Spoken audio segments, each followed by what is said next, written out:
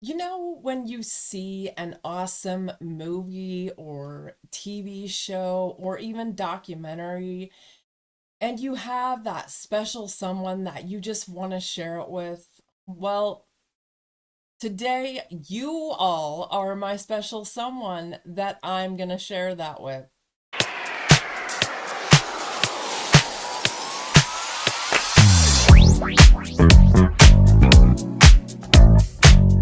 Hi, my name is Lindsay Rexan, and if you are new here, welcome. If you are a returning watcher, welcome back. I pray that you see something today that blesses you.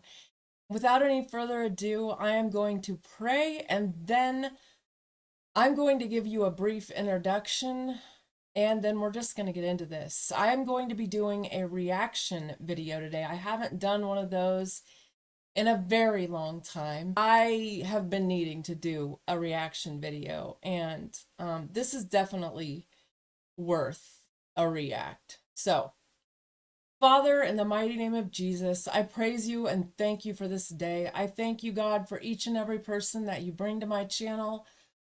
I ask, Lord God, that you would place this in front of the people who need to see it, who will be inspired by it.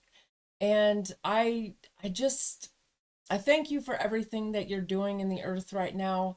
I ask that you would bless each person who comes across this channel. And I ask that you would bless the young man who was brave enough to share his story, and also the young man whose channel that I am getting ready to share with my viewers. In Jesus' name, amen. So, I'm sure that all of you have heard of Mr. Ballin. And if you haven't, Mr. Ballin is a storyteller who got really big in 2020. He's a very cool dude. Well, he inspired a lot of other people to then start storytelling. And I do believe, if I'm not mistaken, that this young man that I am getting ready to share his channel with you, I believe that Mr. Ballin inspired him. I won't lie to you guys. I wanted to share the video that made him go viral, at least on YouTube. But then I got to thinking about it, and I felt like God laid this other video on my heart to share with you guys today.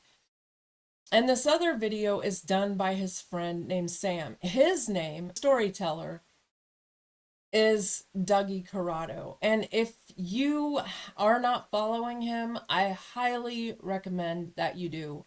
I absolutely love this young man. He's hands down, in my opinion, the best storyteller on YouTube. He's lived a very exciting life, but and I'll be honest with you guys, I don't know him personally, and I can't say for sure whether or not every single one of his like stories is absolutely 100% true. I think that a lot of them are embellished, but I think that large portions of his stories are true. But the story that made him go viral on YouTube, I believe is 100% true. I'm going to link it in the description box. It is called I Wish I Never Went to This Party. And the reason why this young man is my favorite storyteller on YouTube is because of his character. He was invited to one of those one of those parties in the Hollywood Hills where you wear a mask and you get an invitation and you get to rub elbows with celebrities and some really weird stuff happens. And so I want to highly recommend that you watch that video. And the reason that I believe that this young man is telling the truth is because when he gets to the part that is disturbing, you can tell that he is visibly shaken. He can't even look at the camera when he is recounting this. You can just tell that this story really gets to him when he shares it. And I believe it is 100% true. And I think he has impeccable character for not going along with what everyone else did. That, you see, he's a content creator who started going big, and once they notice you, then in order for you to take your career to the next level, you get invited to certain parties, and yeah. So anyway, I don't want to spoil it for you if you haven't seen it. Again, it is in my description box. I highly recommend you watch that. Tonight, we are going to be watching the story of one of his best friends named Sam.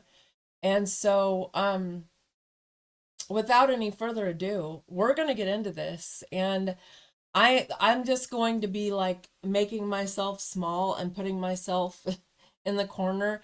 And even though I have seen this story before, my reactions will be genuine because it has been a few years since I have seen it.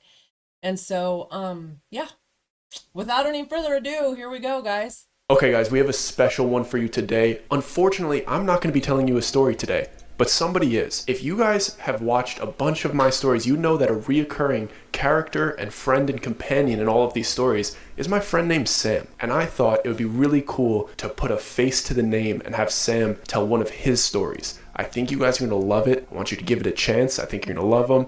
Let us know in the comments if Sam should do more stories. Enjoy the show. When I was living in Colorado, my girlfriend at the time named Natalie, she got offered a job as a travel nurse in a place called Larkin, Alaska. It was a seasonal contract at the hospital. We had been doing a long distance relationship thing, and we both thought it'd be a better chance for us to spend some time together. And it was a new adventure. There's tons of outdoor stuff there, and we were looking forward to it. And in my mind, a small town hospital wasn't going to be very busy, so we could spend most of the time reconnecting. We were both excited for it, and so she signed the contract, and we got on a plane and hopped to Alaska. Now, Larkin is a unique place. It's a small town with only a few thousand people along the coast of Alaska. You wouldn't even be able to find it on a map if you didn't know exactly where to look. In the entire town, there's only one paved street. It's maybe 200 feet long, and there's like some restaurants and shops along it, but it's the only paved street. Everything else is dirt roads. You can't even drive to Larkin from Anchorage. There's just no major road systems out there. So the only way to actually get to Larkin is by taking a plane or taking a ship. The airport has one flight a day, and if weather's bad, you're going to be trapped there. The town has two major roadways, one that runs along the coast, and then another that runs perpendicular to that goes into the mountains. If you follow the road that goes towards the mountains for about 20 minutes, they start getting pretty thick. So you have Larkin in the middle, and then surrounding that, there's about a dozen Native Alaskan villages just peppered throughout. Some you can drive to, but there's a few that you have to like take a boat to because the roads just don't connect. And then others you literally have to take a plane because you just can't access it any other way. There is cell phone service in Larkin, but it's super spotty, especially once you get to the edges of town. So you don't really have a connection unless you have a satellite uplink with something like Starlink. We got there in the summertime, and if you know anything about Alaska, you know that in the summer, the sun doesn't really set. Just like in the wintertime, Natalie's contract with the hospital included housing, so we were able to stay in a furnished house, and the house was actually surprisingly nice. At first, the hospital was super against me staying in the house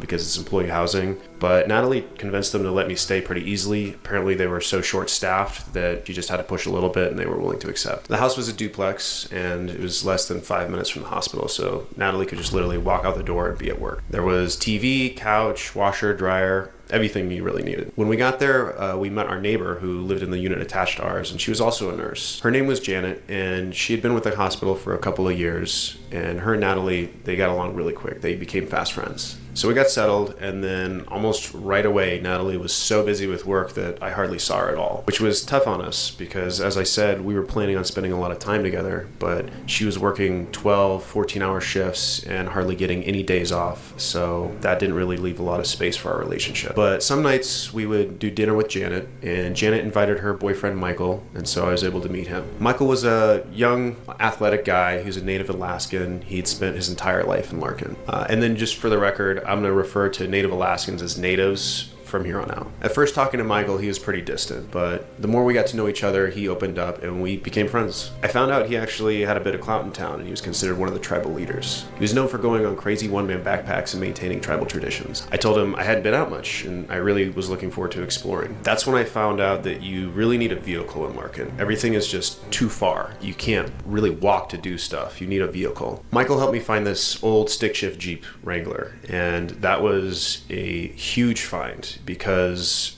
if you recall, you can't drive to Larkin. So all the vehicles there either have to be flown in by plane or barged in by ship, and that is certainly not cheap. That Jeep was literally held together by nothing but rust and dirt, but it was a vehicle and it was reliable. And I thanked Michael profusely, and I was excited to go start exploring Larkin. That's when he told me that you don't really go exploring alone in Larkin. You have to have a ton of experience, which he had, but I did not.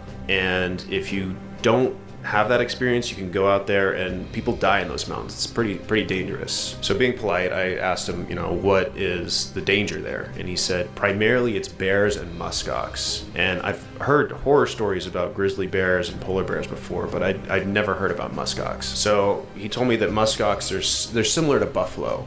They're mostly peaceful, they're mostly docile, but they do not get along well with dogs. Wolves are their natural predators, and so when they see dogs, something just gets triggered in them, and they think it's their natural predator, and they can be thrown into a frenzy. Michael told me about half a dozen dogs die every year getting charged by muskox. It isn't unheard of that the owners will come in and try to save their dogs only to be attacked themselves. He told me that if I ever come across them, I'll know they're getting spooked because they put themselves in a circle. They put their young in the middle and then they point their horns outward. And for the most part, they're pretty calm, but as long as you don't go around them when they're in that defensive position, they won't really bother you. Now, I wanted to explore, but I also didn't want to die. So I asked Michael if he would take me out sometime and help me explore Larkin. He agreed, and we went out to the mountains, and he showed me all kinds of crazy stuff. That guy could pretty much harvest anything off of the land. He could make teas from the plant life around the area. He could take flowers and make jelly out of them. Catch any fish, and it was like always the most delicious fish. He would bring it over when we have dinner with Janet. Outstanding. Best fish I've ever had. He called it subsistence living. And for that first month, I actually spent more time with Michael than I did with Natalie. But then Michael started having family and tribal responsibilities, and he had to take care of those. We stopped hanging out as much. So I had the Jeep, and Michael had shown me around the area. I had a couple fishing spots and some local trails. So I started doing things on my own. I started trail running, something that I had not done in a long time, and was able to use that as a mental health. So I used to run cross country. I used to run track. It was really nice to start running again. I was getting back in running shape, but people don't run in Larkin. So I would run around the town and I would just get weird looks from people. Like I was just this bizarre foreigner. And I don't know what it was, but it kind of pumped me up because I would run and get these funny looks and just keep going. And that was fine for a while, but I started to miss people. Pretty much all alone for most of these things. And then I really started to miss Natalie. 14-hour shifts, and as soon as she would get home, she would eat and then go to bed. It's hard to blame her, but it is really difficult when you're not spending any time with your significant other. She felt bad about it, but she's a dedicated nurse. She's committed to her career, and people needed her. I understood that, but it didn't make it any easier. Then one Friday evening, she said that her coworkers invited her to a local bar to do some karaoke. Good way for us to spend some time together, and said definitely. So Friday came, and she sent me a text and said, hey, I'll meet you at the bar. I had to work a little bit late. So I headed over there and went to the bartender and ordered a Coca-Cola. Ordering something non-alcoholic kind of got a weird look from the guy next to me, but I just shrugged it off. Halfway through my Coke, I get another text from Natalie. And she says she's not going to be able to make it tonight. Shrugging it off, a little disappointed, but no big deal. I'll see her when I get home. So I just go to finish the Coke and pay my tab. While I was sitting there, just trying to finish my Coke, one of the local ladies stumbled over pretty drunk and just started hitting on me. She offered me some special attention, but I politely declined. And I think the way that I said it made the old man next to me laugh. So she looked at the old man next to me and was like, what about you, Fred? You finally want this? The old man also politely declined. And so she stumbled to the next man in the bar, who was clearly there with his girlfriend, and me and this guy Fred, we both started laughing at that. And then Fred introduced himself properly, and he was this well-groomed guy. He had a long white beard and long hair, but it was like neatly cut, which was impressive because there's no barber in Larkin. So we get to talking, and I find out all these crazy things about Fred. Number one is he's the town mayor, which already that's bonkers. Number two is he's a major real estate property owner. And in talking with him, I find out that not only does he own most of the buildings in Larkin, he actually owns the building that me and Natalie are staying in, which technically makes him my landlord, which he laughed. We both thought was pretty funny. He even owned the town hall and the police station. He owned all kinds of like government properties. He was very involved in the town politics. He was also president of this exclusive hunting club, and he said he was a gold miner. I thought gold mining was like a pretty cool little hobby and sounded like a pretty genuine Alaskan experience. So I was excited to learn more about that. And I asked him, how could somebody like me go and do that? You know, I'm not from the area. I know it's very dangerous to be alone. So I was trying to pick his brain on how I could go gold mining. And we got to talking. He gave me some tips. He gave me some advice. And at the end of the conversation, he actually invited me to go gold mining with him. I was excited, so I took him up on it. Now, it's important to realize that gold miners, similar to fishermen, pretty particular and protective of their spots. Like, if you think there's going to be a large pocket of gold somewhere, you don't necessarily want to share that with the world so that everybody can take what you're trying to harvest yourself. So they typically don't want to share. Now, Fred, he wasn't like that. He was welcoming, he was warm, and he wanted to share his time and his space. He was genuinely just happy to have somebody enjoy the experience with him. He said he'd been doing it for the last 15 years and he had the system down pat. At this point, he was just doing it as a hobby and was happy to take on anybody who was willing to help. So the next day, Fred picked me up and we drove out of town to one of his properties. So Fred picked me up the next day and he took me to one of his properties. He had this whole operation that was set up by the river. He had this thing called a dredge. And dredge, it's kind of like a boat, but it's a machine that sits in the water. And it churns up the sediment and filters water out and holds gold. Pretty legitimate setup. So he had me help him work the machine, the dredge, and make sure that things were just going smoothly. We found a little bit and he gave me a small but fair portion of the findings. So I got these tiny little gold nuggets, which was like a super cool Alaska souvenir. So we're packing up at the end of the day and Fred tells me, he's like, hey, you're a pretty hard worker. We should do this again. And I was like, sure, this is fun, you know, and I'm getting gold out of this. Why not? So that's what I started doing. I started going out with Fred and we would talk. He told me, he kept bringing up this hunting club. He's, again, the president of this exclusive hunting club. Apparently what they do is they take rich tourists on guided hunting trips. He told me that these rich snobs fly in and just spend boatloads of money to have an genuine Alaska experience on some kind of wild hunt. He told me that his clients, none of them were real hunters. So him and the rest of his hunting club would do all the real work, but as long as the tourist, the client, got to pull the trigger at the end of the day and get the kill, everybody was happy and the hunting club would get paid. And he said they would get a pretty nice payday. And he said that I should join them sometime. He told me he would give me a discount and then winked at me. And I said I would think about it. So the last time I went on a hunt was in Dudleytown with Doug. And that didn't exactly bring up good memories. So in my head, I'm thinking absolutely not. But I just wanted to be polite and said I'd think about it. So I kept running and fishing. Sorry, guys. I had to go refill my coffee and see about the cats for a minute, so I'm back now. You know, doing my own thing, but I would meet with Fred a couple times a week and it would give me something else to do, give me a social interaction, and it was peaceful. I really enjoyed it. But Fred was like a warm and welcoming person. It didn't take long for me to realize that other people were taking advantage of that. After all, I realized he'd been mining for 15 years and he was good at it. He was happy to share. So after a couple weeks, Fred told me that he invited another group to join us, and these were some guys from his hunting club. They brought their own dredge, which again is like a small boat, and they dropped it in the water. There were 4 of them in their group. They were led by this guy Joshua, and the other 3 were Harrison, Roger, and Ricky. Now, Joshua and his crew, well, they're completely different from Fred. Whereas Fred was warm and welcoming, Joshua and his crew, they were distant and cold. They were all about the gold. They were aggressive, rude, they were lazy. Honestly, I did not enjoy being around them. Not to mention that they would just constantly assault me, mostly behind my back. A few of them were seemingly drinking non-stop.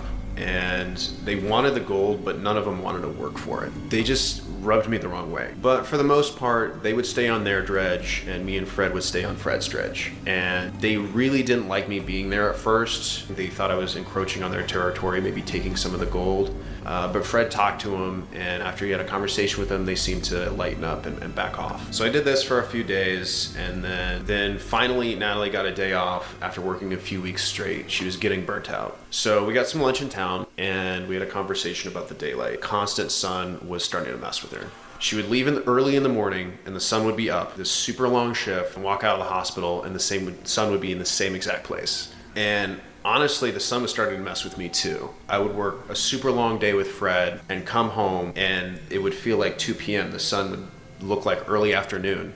And I'd be like, all right, time to go do stuff, but really it's 10 p.m. at night. So that was not helping either of us sleep. But I wanted to change the subject, and it was nice to have some time with her. So I started telling her about Fred and the things that we've been doing. I told her about the other crew and how I didn't really like them. And then she started telling me about her work. She told me that she's working with some of the Native Alaskans and was being helpful in that capacity and found that really rewarding. But then she started telling me that there's a lot of trauma in that community. People struggle there a lot with drugs, with alcohol, with abuse. It's a very painful climate for them. She would tell me that all of her patients smoke, and as a nurse, she would try to get them to quit, and they would literally laugh in her face. It is what it is. And then she made this comment that people also go missing all the time. All the other stuff I kind of expected in a small town, you know, the drugs, the alcohol, that kind of stuff. But the missing people, I thought that was a little interesting. So I asked her to tell me a little bit more. But she didn't really have much else to say on that. She just said people vanished there. And sadly, it was mostly Native women. She shrugged it off, and we changed the subject again and just started talking about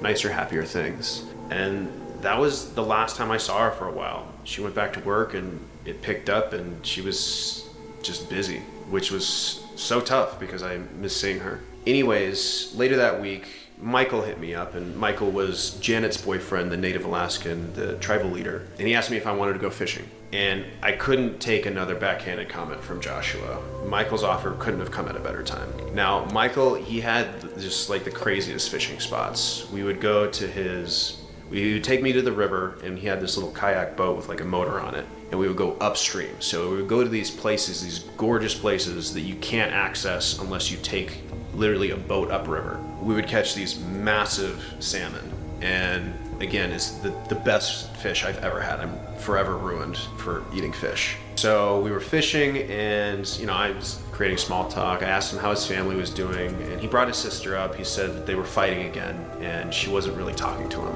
But he changed the subject. He didn't want to talk about his sister, and asked what I'd been up to. I told him I had been gold mining with Fred and Joshua and the others, and when I said Joshua's name, I could see his face change. He went silent for a minute, and I could tell he was searching for the right words. And all he said was, I advise you not to spend any more time with those guys, especially Joshua. So I asked him, why not? And Michael said, well, let's just say he doesn't treat women very well. He didn't say more than that, but I understood what he was implying. And we just didn't really talk much after that and kept fishing. So the next day, I get a phone call from Fred, and he asks if I want to go hunting with his hunting club. Like I said, hunting doesn't exactly bring back fond memories. But then I was like, remembering what Michael said, and I asked if Joshua and the others were going to be there. And Fred was like, oh yeah, they'll be there. And Fred's and I wanted to stop it real quick and just interject here that is something that I have noticed. And actually, it's funny because I recently prayed and asked God, why does it seem like so many Native women go missing? And it's funny because I recently prayed that, and like tonight I was thinking earlier about doing a reaction video to Dougie's first video, and then I felt like God laid this on my heart, and I did not remember that part in this video. So that's wild. But anyway, enough guy, but after what Michael told me and just all the things I've been dealing with him, I couldn't stand to spend any more time with them, so I declined. He kept pushing, and so I made up a lie that I had plans with Natalie, and promised him that next time we would definitely go out. So I stopped really talking to Fred after that, and Michael got super busy again. So I just focused on running. I was getting pretty decent mileage. I found some good incline trails that were relatively safe, and I was happy to get back into shape. And I would get to see Natalie when she would get off shifts, but just consistently she was always exhausted. And so our wonderful plan of spending time together in the great outdoors just at this point had fallen entirely apart, and it was pretty stressful on both of us. So this went on for a couple of weeks, and I was so alone at that point and pretty bored, and out of the blue I got a call from Fred, and so I answer it, and he's happy I picked up, and he's asking if I could do him a huge favor. He asked me if I could pick up Ricky, one of the guys from Joshua's crew, and take him into town. They were at the hunting lodge. At first I was hesitant, but Fred begged me, and apparently they had one of their hunting guided tourists in, a client was in town for a guided hunting trip, and he told me it was the biggest hunt of the year and I'd be doing him such a huge favor. He even offered to pay me if I took Ricky into town. Honestly, I was so bored and so lonely and I had nothing going on. I just agreed. For half a second, I thought about Michael's advice to stay away from them, but Fred said it was only Ricky, and the entire group, Ricky was by far the nicest of them. So I didn't mind, and earning some extra cash would be nice, because living out there is exceptionally more expensive than I thought it was going to be. Gas was like $9 a gallon, and I specifically remember going to the grocery store and seeing a pack of water and it costing $40. So some extra money would be super helpful. So I hopped in the Jeep and headed that way.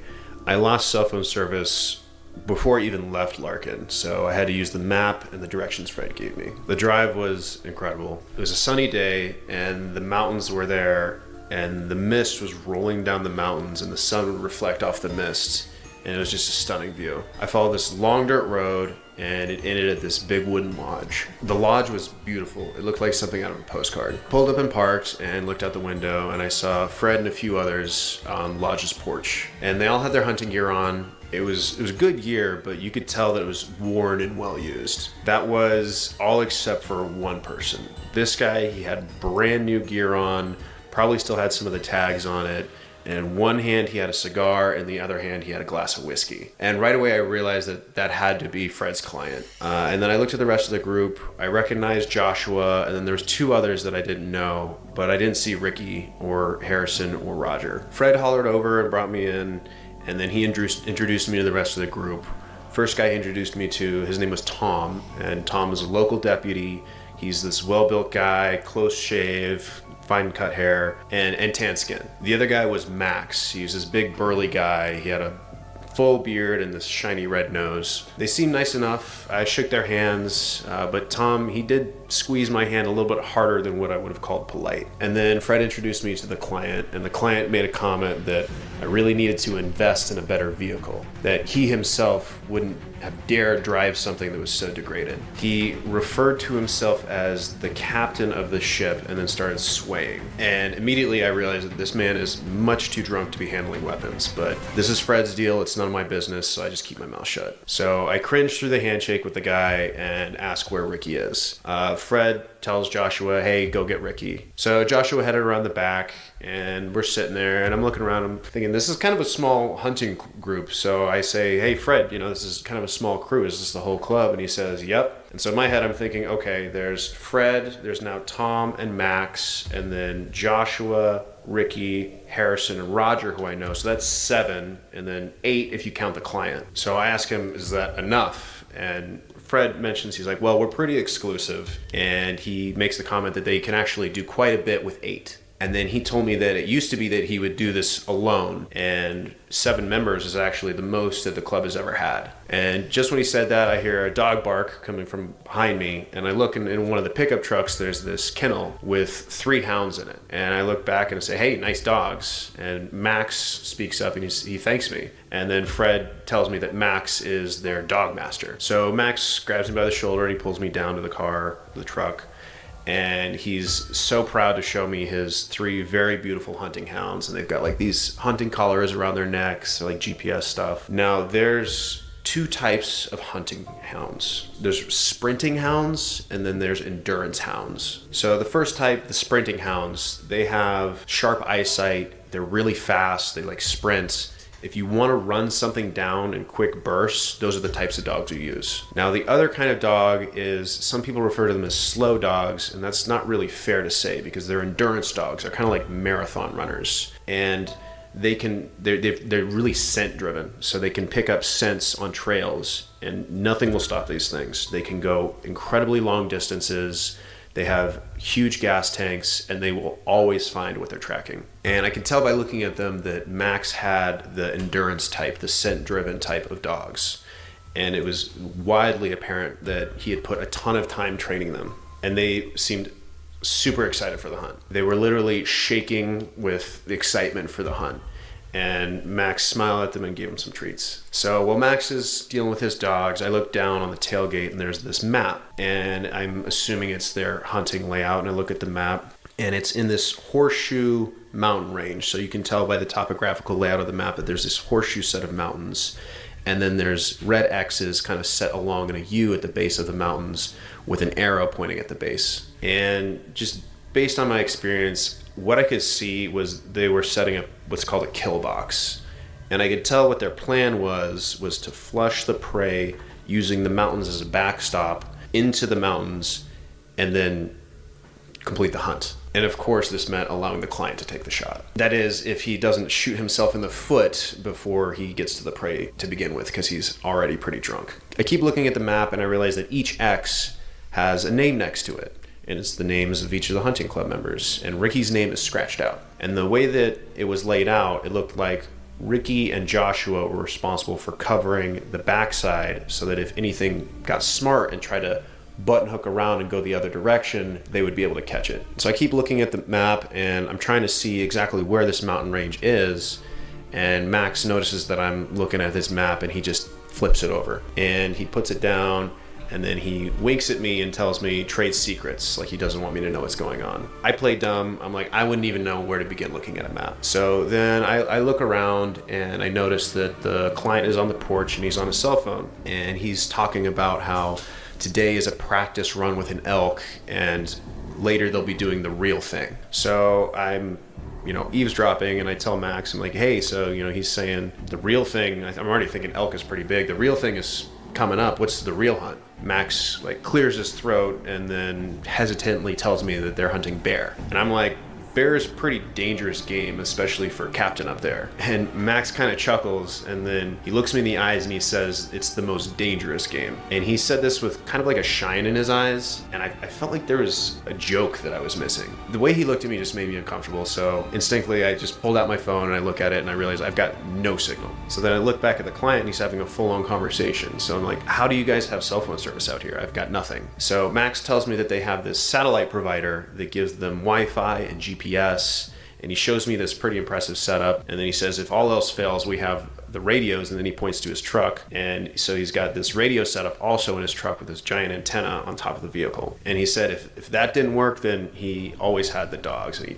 patted on the kennel and I was like, wow, I'm impressed, Max. So about this time, Joshua comes back with Ricky and Joshua hollers at me. I nodded to Max and then went up to see Ricky and Josh. Sorry, guys. I just had to share this with you. Thank Jesus I happened to look down and look at my coffee and see that there was a gnat in my coffee. It's really grossed me out, but thank God I didn't drink it. So, had to go get some more coffee. Joshua, and I get to see them, and Ricky looks pretty pale. He doesn't look good. He looks sick. So I asked Fred, is Ricky ill? Is he sick? I don't want to get sick myself. And Fred just kind of chuckles and laughs. He's like, no, he's just getting his sea legs. It happens to the newbies. And then he looks to the group and he's like, we don't hold that against him, do we, guys? And they all kind of chuckle and laugh, but it's a weird vibe. They basically gave him approval that it's okay to be upset, but I'm not really sure why he seems so sick about it. And I wasn't really sure what was meant by this, but I trusted Fred, so I just shrugged it off. So Fred tells me they need to get moving, and he's like, all right, take Ricky and Joshua back to Ricky's place. And this kind of caught me off guard because I thought I was only taking Ricky. And then Joshua starts to kind of get in my face, and he starts saying do you have a problem with me? But he doesn't say it as politely as I just said it. He uses some more colorful language that I won't repeat. And then Fred jumps in and he calms Joshua down. And then he apologizes to me for not being clear. And then I'm like, why doesn't Joshua just take Ricky into town? Why am I out here? Fred tells me that they only have 2 vehicles and they need them for the hunt. There are already 2 hunting guides down, and losing a vehicle on top of that would be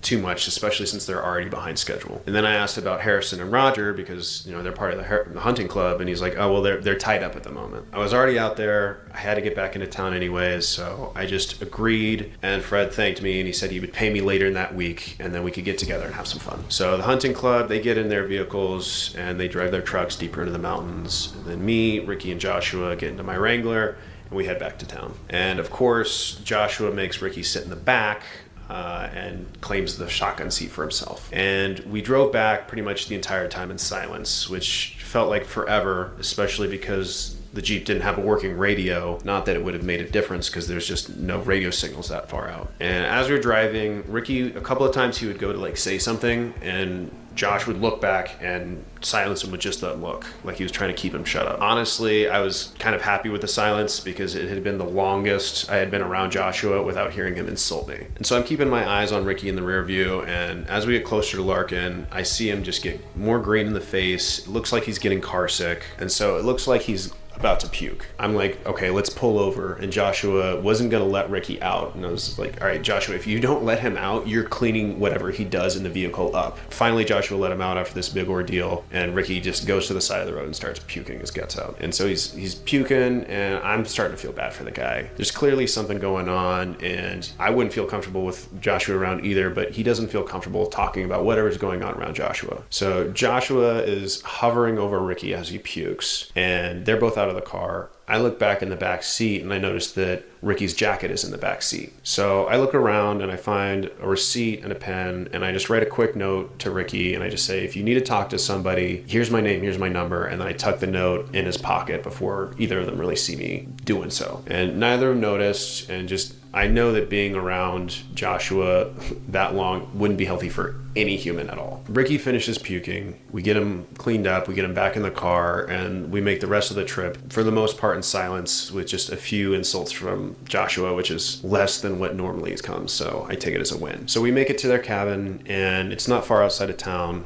We pull up, I look at it, I realize that there's cardboard in the windows, and I'm assuming that's to keep the sunlight from getting inside because, again, the sun is always up. So they get out of the vehicle, and Joshua goes to the lodge and knocks on the door, and waiting there for a moment, I'm like, what's going on? And starting to be like, okay, we need keys or something because it's taking so long. And then finally the door opens, and I see that it's Harrison.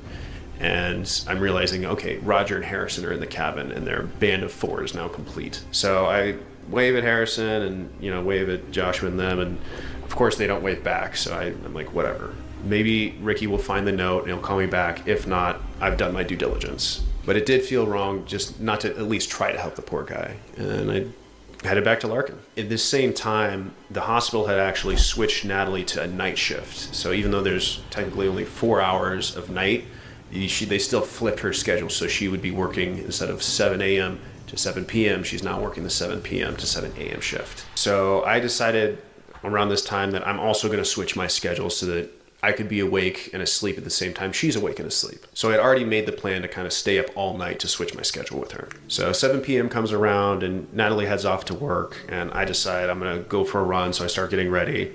And then I get a text from Ricky, and he's like, hey, can you meet up at the bar? And he wasn't able to meet right away. He was like, can we meet later at like 10? So I go for my run, but we made the agreement to meet up at the bar after that. So we set a time. I go to meet him at the bar, and we meet in this corner booth, and I'm like, hey, man, what's going on?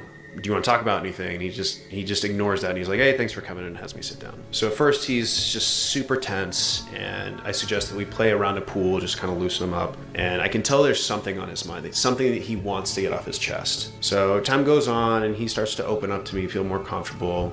And again, I'm like, hey, man, what's going on? And he says that there's this girl that he's involved with, and things are starting to get out of hand.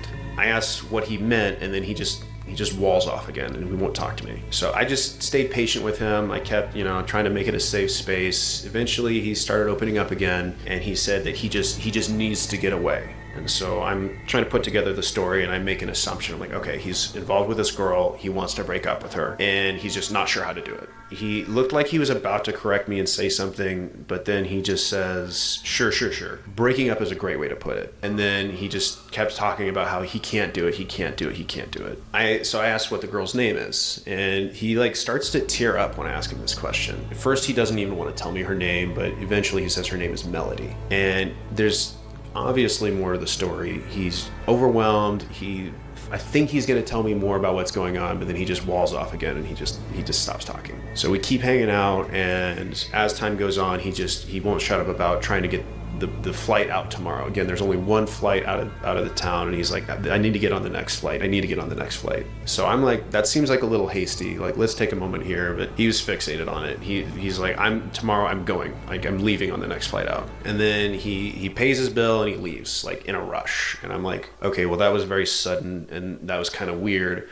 But this is a weird group. So I just was like, all right, whatever. This is them. And I just let it go and went home. And I remember I started walking home and the sun was setting, and I'm like, I wonder what time it is. And I look at my watch and it's like midnight, and I just like laugh to myself because it's so ridiculous that the sun is setting at midnight. So the next day comes, and I remember laying awake in bed because I'm trying to switch to sleeping in the daytime, but I just can't, and my body is awake. We had done our best to like tape cardboard and boxes and stuff on the windows to keep the sunlight out, but there's like all these creaks that can get through, and it was like flashing in my eyes, and no matter what I did, I couldn't sleep. Natalie was snoring, which I was really happy she was able to get some sleep, but the snoring didn't help. And she did really need the sleep before her night shift, so that was really honestly relieving. But then late afternoon came, and I realized no more sleep is coming. So I get up, I start making coffee. As I'm making the coffee, I hear this knock on the door, and it's like a pretty heavy knock. So I look out. We have one window that's not taped up so we can see the front, and I like look out the window and I see like a police vehicle parked out front. So I go and open the door, and there's this intimidating looking police officer there, and it takes me a minute to realize that it's Tom from Fred's Hunting Club. He looked much more imposing in his uniform, and he was looking at me pretty intensely. So I greet him, and then I close the door behind me so Natalie can keep sleeping. And I'm like, what's going on? And he says, some folks saw you with Ricky at the bar last night. Is this true? I said, yeah. And then asked him, like, what's the problem? Is there something wrong with that? And he's like, pretty abruptly, without any like pretense or like preparation, he just tells me Ricky is dead. Tom said that he had unalived himself by the ocean. My heart dropped, and I think Tom could see my genuine sadness, and so he softened his gaze a bit. I knew there was something going on with Ricky, and I just felt so guilty that I wasn't able to get him to talk to me more. And I couldn't get it out of my head that I should have done something more. And then Tom asked me, did Ricky say anything to you that seemed strange last night? I told him that I had met up with Ricky at the bar, and that he had been torn up over some girl. I kept prying, but he wouldn't give me any details. He just said that he needed to break up with her. He told me that he was going to leave town. I said that was a hasty move, and I tried to talk him out of it, but he said he was set on it. He was pretty adamant. And then I told Tom that Ricky didn't mention anything about hurting himself, and I never thought he would do anything like that. When we spoke last night, Ricky sounded like he had a lot of plans for the future. And when I said that, Tom started looking at me like really seriously. And I, for a second, thought he was like going to arrest me. And then Tom said, tell me more about this girlfriend. And I just said, I told you already what I said. I tried to get him to open up, and he wouldn't tell me anything. He never really even spoke about her. He just kept saying he couldn't do it anymore. And then Tom like glared at me like I had done something wrong. And I started feeling really uncomfortable and just doubled down. I was like, truly, he didn't tell me anything about her. He didn't even tell me her name. And I remember thinking in the back of my mind, like, why did I just lie about that? I knew her name was Melody, but it was mostly true. And it's such a small town. In my head, I'm thinking Tom can track this girlfriend down if he really wants to. And then I remember that Ricky was with Joshua also. So I said, hey, Ricky was with Joshua most of the day yesterday also. So if you want to go talk to somebody, you should go talk to Joshua. And Tom looked at me for a moment longer, but he seemed satisfied by that. Then he put his hand on my shoulder and thanked me. He said he could tell Ricky was a friend of mine and that it was a true tragedy what happened. And then he tapped a fist to my chest and said, maybe someday you can fill Ricky's spot in the hunting club. And with that, he gave me a nod and then went back to his vehicle. And then I watched him drive away, and Janet, who's the nurse, the neighbor, Natalie's friend, she came out, and she's like, what was that all about? I told her about Ricky, and she didn't really seem to react to that. She mumbled something under her breath about the company you keep, but then she said nothing, and it got a little awkward. So I said, hey, you know, how are you? How's Michael? And she looked at me kind of surprised. She's like, you haven't heard, have you? And I didn't know what she was talking about. And that's when she told me that Michael's sister had gone missing. And as bad as I felt about Ricky, hearing that Michael's sister had gone missing, that made me sick to my stomach. I can't imagine what I would be going through, like, if that was my sister. So I asked Janet what happened, and she just tells me that Michael's sister has been missing for a few days and nobody knows where she went. Janet said that Michael's sister went berry picking and just never came back. And then in the back of my head, I remembered that Natalie had said that Larkin was notorious for people going missing. So I asked Janet about this, you know, what's going on? I hear that Larkin's got a lot of missing people. And she told me that she's heard stories, but she's never known anybody personally who went missing, at least not until Michael's sister. So I asked her, you know, what are these stories that you've heard? And so she tells me, kind of after, you know, thinking about it for a minute, for the last 30 years, dozens and dozens of people have gone missing from Larkin. From what she's heard, it was worse in the early years, but consistently every year, at least one or two people go missing from Larkin. And for a while it was in the news, and then these conspiracy theories started.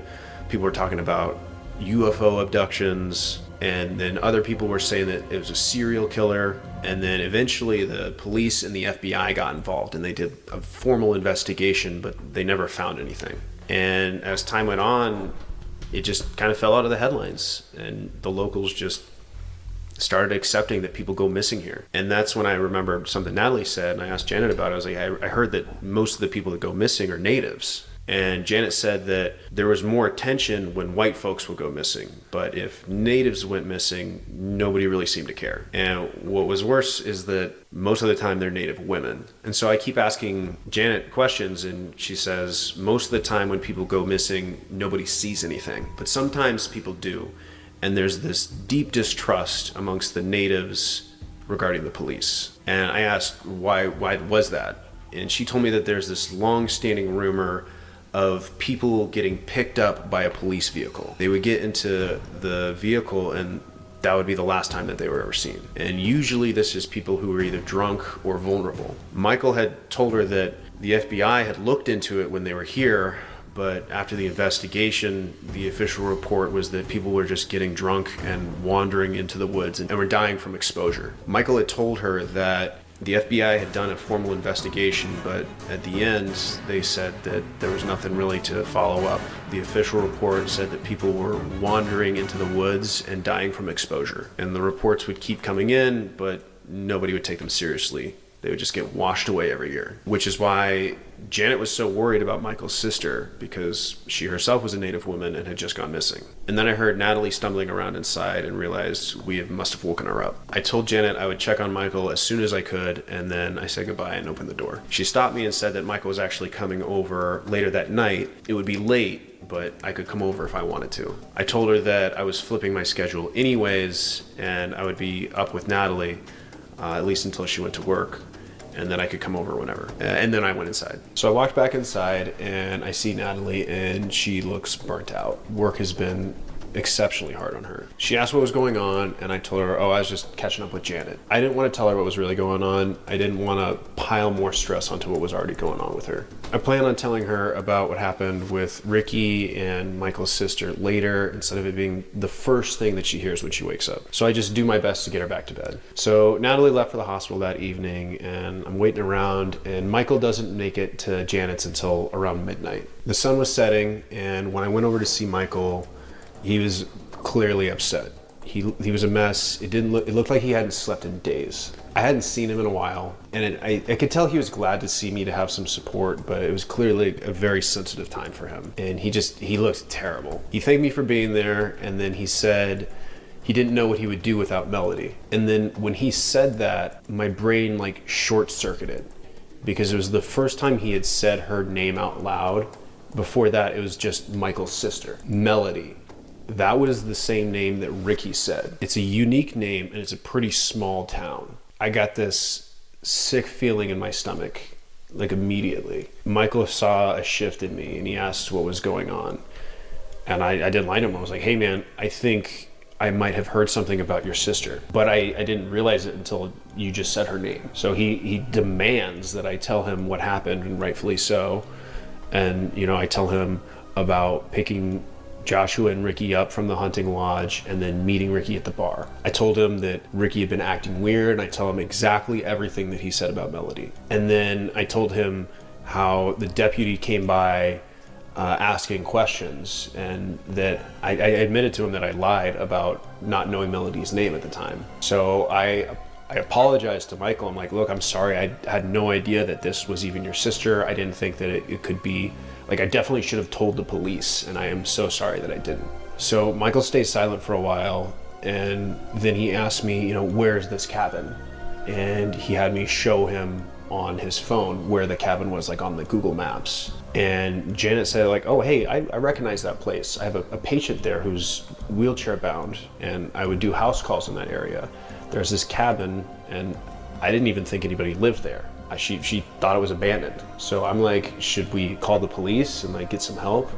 And Michael is like quick and firmly just like, absolutely not, no. And I think he could tell like I was taken back by that response, because he like took a deep breath and was like, the police aren't as helpful as you might hope. He said that some of the cops are good, but he doesn't trust all of them.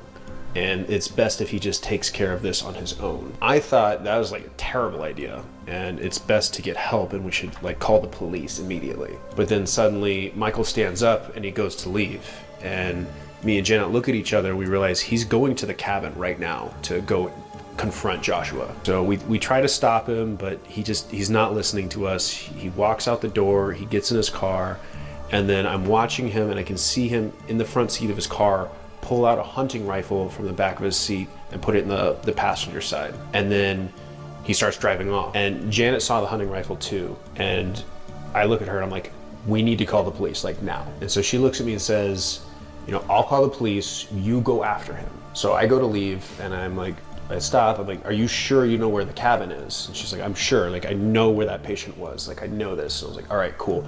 You take care of the cops, I'm gonna go follow Michael and try to stop him from doing anything stupid. So I jump in my Jeep and start to follow him.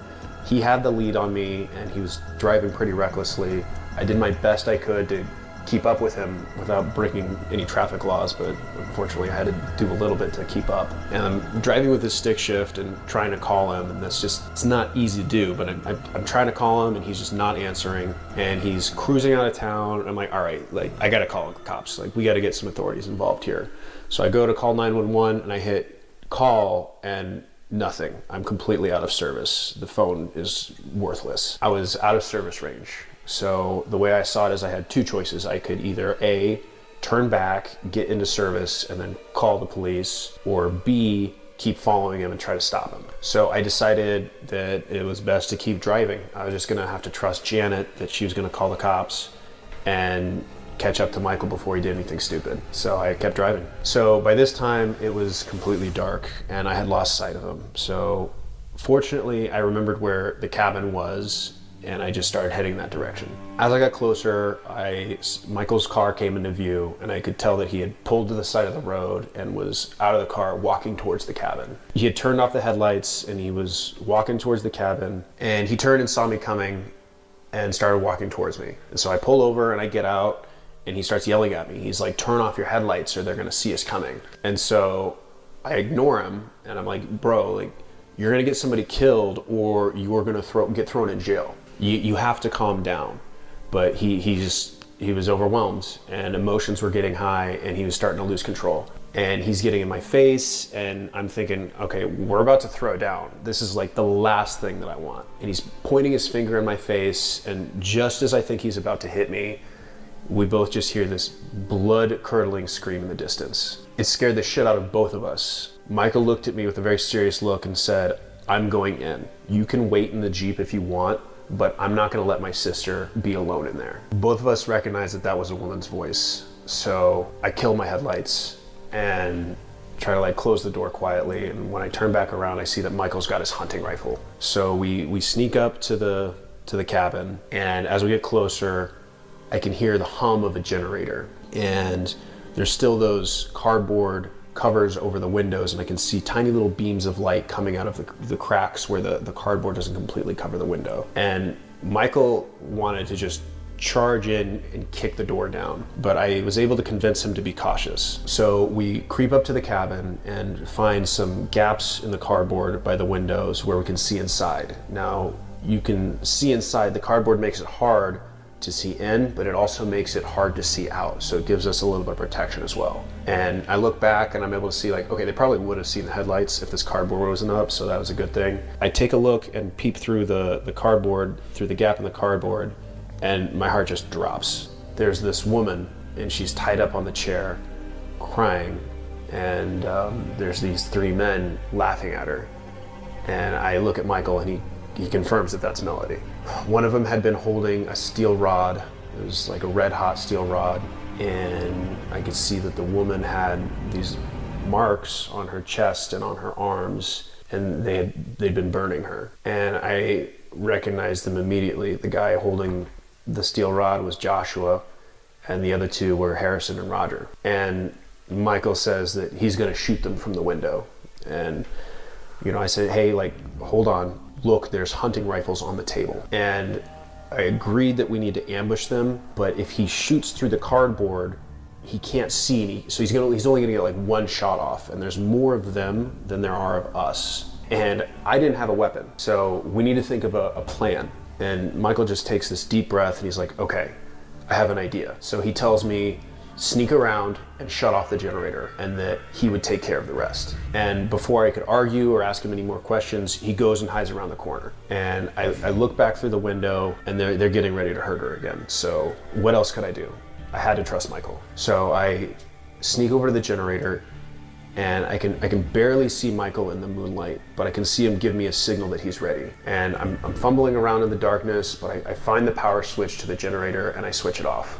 And the power cuts off, the cabin goes dark, Melody screams, and the men yell at her and tell her to shut up. So I circle away from the generator, and I make it to the back of their vehicles, and I just try to stay low. And then the goons, Harrison and Roger, they come out, and they've got their phone lights, and they're swearing at each other, and they're arguing with each other about who forgot to fill the generator with fuel. And I can feel my heart beating through my chest, because I know it's not going to be long before they realize there's nothing wrong with the generator, and they're going to start to get suspicious. So from what I could tell in the darkness, neither of them appeared to have a weapon. And I'm thinking in my head, like, okay, Michael, like, whatever you're going to do, now is the time to do it. And in that moment, Michael jumps around the corner and just screams, freeze, FBI. And I just remember thinking, like, seriously, like, this is your wonderful plan? Like, first you're going to get shot, and then I'm going to get shot. But the two scumbags, they turn around, they put their hands in the air, they drop their phones, their flashlights. Michael's screaming, like, get on the ground, get on the ground.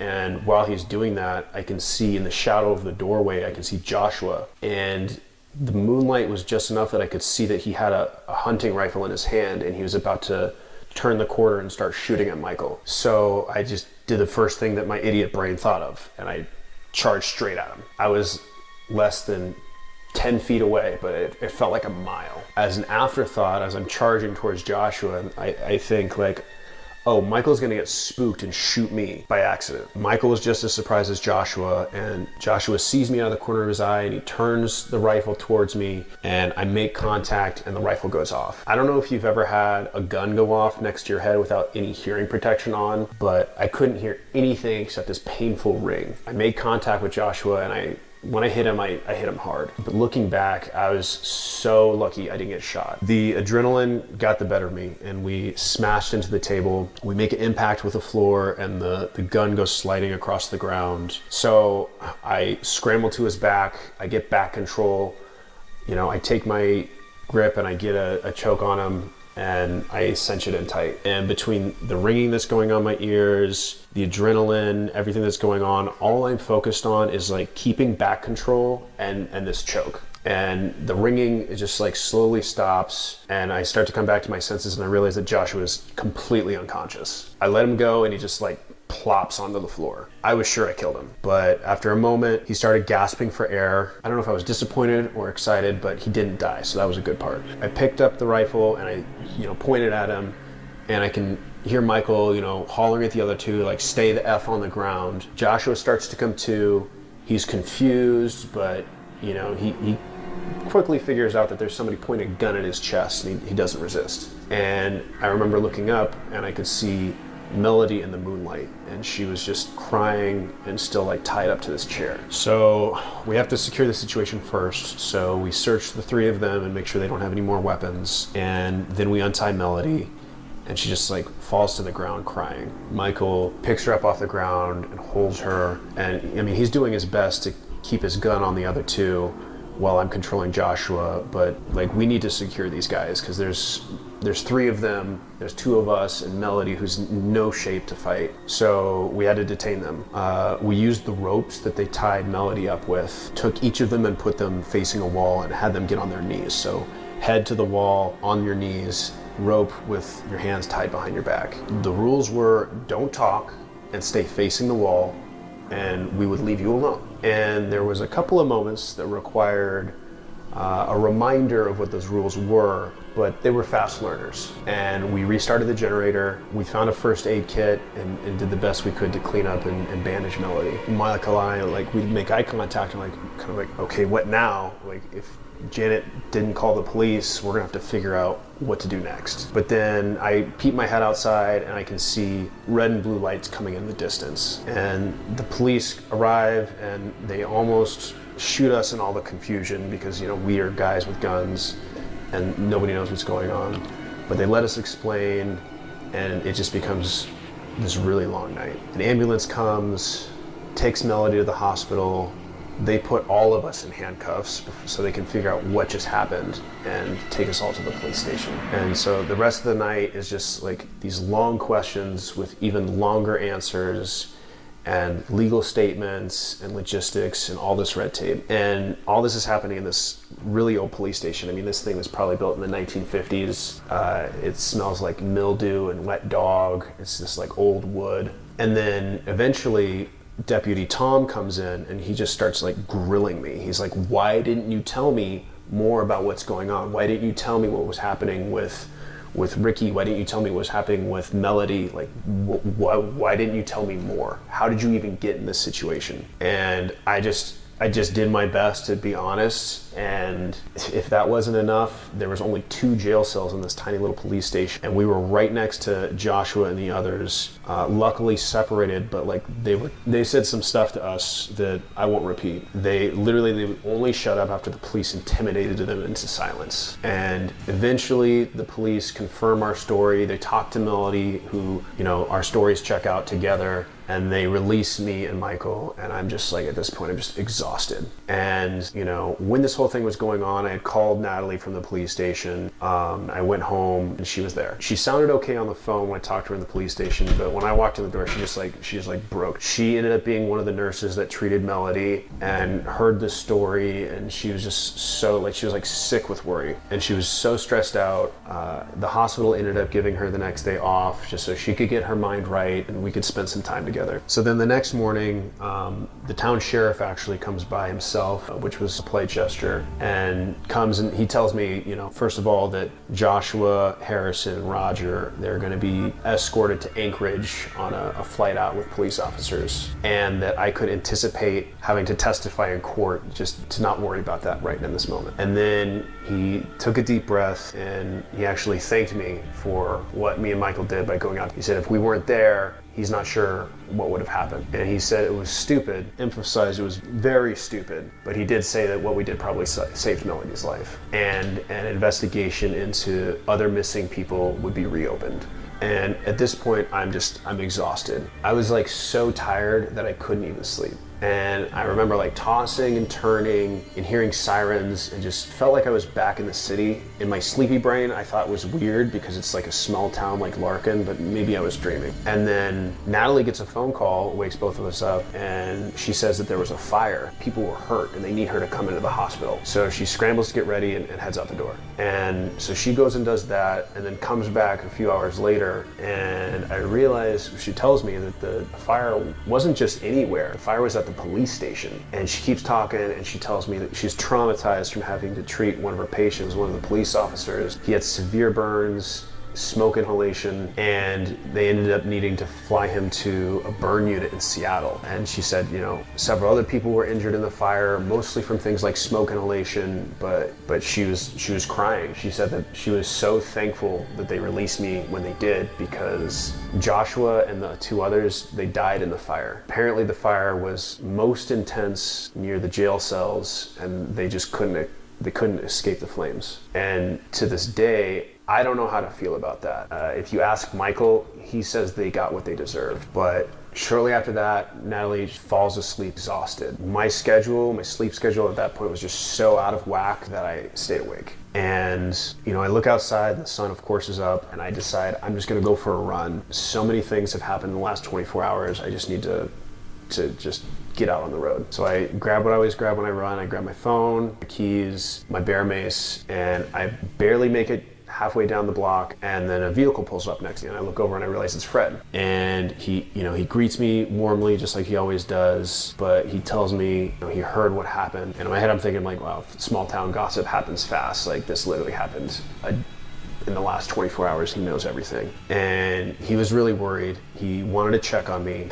I could see that he was conflicted about what happened with Joshua, Harrison, and Roger, because, even though they ended up being terrible people, they were still his friends. And so, I gave my condolences out of respect. So Fred thanks me, and he's like, hey, I owe you some money for the thing with Ricky the other day. Hop in, we'll go to the bank and get you paid. And I politely decline. I'm like, hey man, you don't owe me for this. Like, we're good. But he's insistent. He's like, a deal is a deal. Come on, get in the car. It'll make me feel better. And so I hop in, and we're talking, and Fred's just got so much to process with what happened. And he's telling me, thought I knew Joshua, I thought I knew the others, but I guess you never really know anybody. So we're driving to the bank, and he reaches in the back seat and he pulls out this can of Coca-Cola. He smiles and he hands it to me because, I'm thinking back to when we first met at the bar. He heard me order the Coca-Cola. So he smiles and he hands it to me, and he's like, I know how much you like this terrible soda. And then he reaches in the back and he pulls out another one and cracks it, and then presents it to like, cheers with me. I crack mine, and we touch cans and take a big old gulp, and he's right. I do love the soda. We pull into the bank, and before he gets out, he starts telling me the story about how he had known Joshua since he was a little kid. And he's going on about this story about Joshua and how he raised him as a kid. And I started feeling funny. And I remember looking at the can of Coca-Cola thinking like, is this alcoholic? Is this a beer? But it looked like a normal can of Coca-Cola. And then I just got sick. And I opened the door and just started puking all over the parking lot. I'm puking my guts out, and Fred's still telling me the story. The last thing that I remember him saying was that I'm the one who taught Joshua how to hunt. And then things just went black. After that, my memory is choppy at best. I remember waking up, splitting headache, stomach felt horrible. I was laying on this cold, hard ground. Any light, any noise was just brutal. And then there was just blackness again. I don't know if it was hours or minutes, but I wake up again and I'm in this steel box. I look around and it looks like a dog kennel. And I'm like, I groan, and then I hear Fred's voice just say you're awake. And I ask where am I?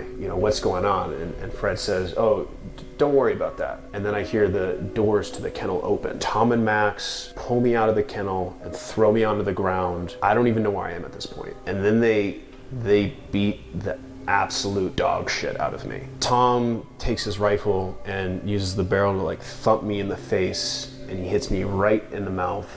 And I just hear this crunch. The metal from the barrel cracked my two front teeth in half. It wasn't like he knocked my two front teeth out. They literally cracked in half, and I lost the bottom half of these teeth. I spit out blood and chunks of teeth. And these teeth that I have now, they're actually fake. This is acrylic right here. The dentist did a damn good job, but they beat the shit out of me. By some miracle, they didn't break any of my ribs, but they kicked me in the stomach until I threw up again, and Max was, stomping me between my legs. And then Fred finally stops them, and he's like, that's enough. He needs to be able to run. And then they grab me and put some kind of collar around my neck, and then they shoved me back into the kennel and locked the door. I fade out, and I remember waking up again, and Fred is grabbing me by the hair, looking me in the face, and says, this is your fault. You're the reason Joshua is dead. Was in enough pain that I knew it wasn't a dream, but dazed enough to know that they had drugged me. But whatever they gave me just kept me going in and out. The only other thing that I remember was that rich guy, the client, Fred, just like peering at me through the kennel. I remember hearing the client and Fred argue, and the client was saying that he wanted a girl. And then Fred screamed at him in a way that was just like so different from his normal like warm tone that I was confident I was dreaming. Fred ended up intimidating the client into thinking that I was the better deal. And he said that I deserved this, and if the client accepted me, he would consider it some kind of personal favor. And then it went hazy again. And after that, I remember bouncing around in the back of a pickup truck outside on this dirt road. I could see outside, I could see mountains and trees, but I couldn't tell where we were. My face was swollen, everything hurt. I was in the same clothes, but like all my belongings were gone. And they had taken my jacket and they had taken my shoes. And there was some kind of collar around my neck. And I remember like feeling it, and there's no way to get this thing off without a key. And it was this very thick strap, and then there was this aluminum box on the side of it, and there was this aluminum housing attachment on the side of it, like a box. I tried getting it off, but there was no use. I knew what this was. I had seen them on Max's hounds. It was a GPS tracker. So I'm bouncing around the back of this truck. The only thing that was worse than the pain that I was in was how thirsty I was. I hadn't had anything to drink in hours. I didn't know how long I had gone without water, but I just bounced around and slammed around in the back of that pickup for just like such a long time. I was just in pain and in thirst. I have no idea how long I was like that, but eventually the truck came to a stop and I heard somebody get out. From the cracks in the kennel, I could see Tom's face, and he saw that I was awake. He talked to me like I was a child. He's like, rise and shine. And then he opens the kennel and like drags me out. And I just like slam to the ground, and he picks me up and he points and he says, run that way. And he points at this mountain in the distance, and I can see that we're in this base of this mountain range in the woods. And so there's this ridge line on my left and this ridge line on my right, kind of like a horseshoe, and this larger mountain that Tom is pointing at. And he like grabs me by the face and says, hey, pay attention. And he points at the mountain again and says, run that way. And then he slams his fist again in my stomach, and I fall to the ground. I would have puked, but there's nothing in my stomach at this point. And he gets back in the truck and he drives off. And I realize I'm at the dead end of this dirt trail. This trail is just barely wide enough to have a vehicle go down it. And I can see Tom's taillights. He's driving off in the opposite direction of the mountain he pointed at, and he just left me there. I'm sitting there in pain, but I can hear the trickle of a stream nearby. And I was so thirsty that the first thing I do is stumble over to this stream and just start drinking the water. And so I gulp down this water before I can even think of anything else. I finish and I get up and I look around, and there's nobody. I'm alone in the woods. So I'm like stumbling around. I still feel woozy. I still have this headache, but the water is starting to actually help a lot. The headache goes down almost immediately, and I just keep looking around. And I'm trying to take in what I can see, but I just like can't keep my tongue off of the broken teeth that I have. I can feel the tooth roots, and it's just, I try not to think about it. And then I hear it. I hear hunting dogs barking in the distance. That's when it clicked. That's when I realized what was happening. They were hunting me. I could just feel the panic creep in. I could feel my tears starting to come to my eyes, and I'm getting overwhelmed, but I know that panic kills. I have to think about this rationally. So I start taking deep breaths until my heart slows down and I can actually think. This was a hunt, just like a guided moose hunt. I thought back and I remembered the map that I saw on the tailgate of Max's pickup truck. And I looked around and I realized it was the same mountains that were on that map. So I knew their plan. They were gonna funnel me with the dogs into the kill box. I grabbed my neck and I felt the collar, and I realized that even if I could get this collar off, eventually those hunting dogs would find me. And I started to freak out again, but I had to take stock of, what could I look forward to, like what was working on my side. The client was incompetent and likely drunk, so that might slow them down. And the hunting club of 8 had been cut down to 4, so that meant that their originally tight perimeter now had gaps in it. And on top of that, Fred was clearly using emotion instead of logic after losing so many members. And then I looked down at my feet. They were kind enough to leave my socks, but no shoes was gonna suck. I gazed around at the horseshoe valley I was in, and I heard the dogs again in the distance, still far, but definitely getting closer. So I started running towards the mountain that Tom had pointed at. Immediately, I stepped on a rock and pain just shot through my foot. I heard the dogs bark again, and I forced myself to keep running towards the mountain. I knew that mountain he pointed at had to be the edge of the kill box, and they were going to use the terrain on either side to wall me in, push me to the edge. The mountains were just a backdrop, like a cage. The running was painful. Feet were getting torn up by the terrain, but I came up with a plan, and I ran a few hundred meters more. The pain sucked, but I started pushing the pain in my feet to the back of my mind and focused on what I could control. I had to do something about the tracker on my neck, but I wanted them to see that I was running into their trap. There was no getting this thing off my neck without a key, but I could disable the batteries and then it wouldn't matter. And as I was running, I started looking around for rocks. I found two, maybe about the size of my palm, and picked them up. And once I had two, I stopped. And I took the collar and rotated it on my neck so that the box was on the side. One rock and held it at the base, and took another and started smashing the housing. I smacked my neck a couple times and I crushed my finger, but thank God that thing was made of aluminum, because the aluminum started to bend and expose some of the wires. And I tore the edge open and grabbed those wires and just yanked. And when I did that, a small battery pack came out, and that dealt with the tracker, but there was no escaping the dogs. So I looked for a landmark, and I saw a large boulder, threw the battery pack down at the boulder. Then I ran deeper towards the kill box, but I started running big cloverleaf pattern. And as I started running back in the direction they were coming from, the dogs were definitely louder. But I ran in a big loop to where I could see the path that I had run in on.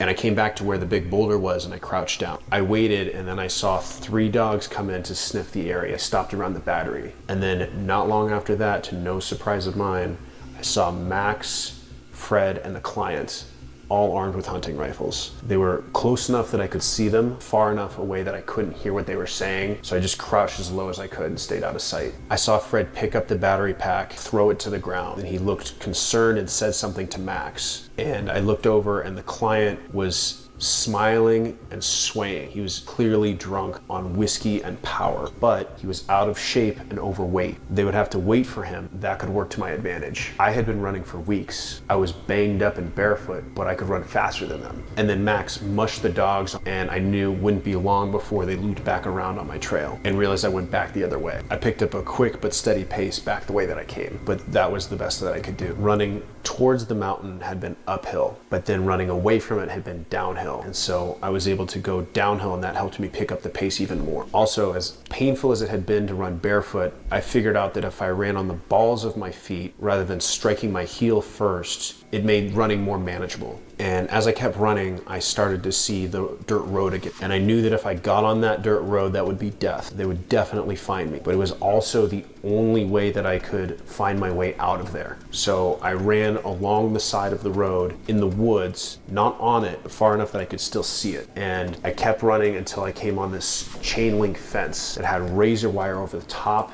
and at the base. There was no getting over this fence. And so I looked back towards the road, and I could see the faint outline of Tom's pickup truck parked right where the road crosses through the fence. And I immediately dropped to the ground, and I could feel the panic coming back in because I wasn't sure if he saw me or not. But I pushed it down and started crawling along the fence in the other direction, hoping that he didn't see me and hoping that I could find a gap in the fence to get to the other side. But this was a legitimate fence and had been well maintained. And I followed the fence, almost gave up hope, and then I saw this patch of dead trees next to the fence. And I had an idea, and so I ran up to a big dead spruce, and I started pushing on it towards the fence. I pushed a few times, the tree, it just didn't budge. And I almost gave up, but I pushed one more time, and then it started to just budge a little bit. And then it started to lean, and more with each push, it would go over. And then the tree gave out, collapsed a portion of the fence underneath. And I navigated over the tree as quickly as I could. I almost fell into the razor wire, but grabbed a branch and somehow didn't lose my balance, and I just scrambled across to the other side. And once I made it over, I just kept moving. And there had been a loud commotion from when the tree fell. I was terrified that either Tom heard it or he would see the fence move from the ripple effect. Not that it really mattered with the dogs tracking me. So I picked up the pace and my feet and lungs burned. But I ran in a diagonal route back towards the road until I could see it again, and I stayed as far away as possible following it. And then I heard a vehicle coming, and I